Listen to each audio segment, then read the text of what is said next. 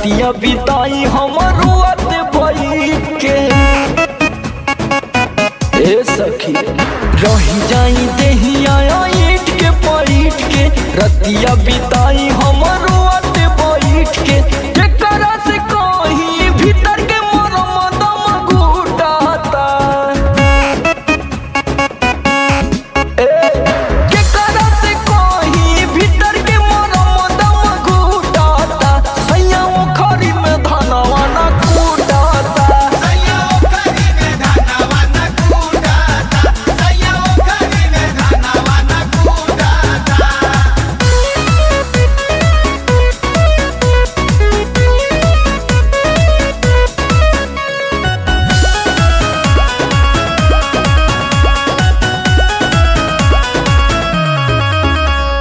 केतनो देखाई झलकाई के बदनिया, खोले न मुआ ना ब्लाउज के बटनिया।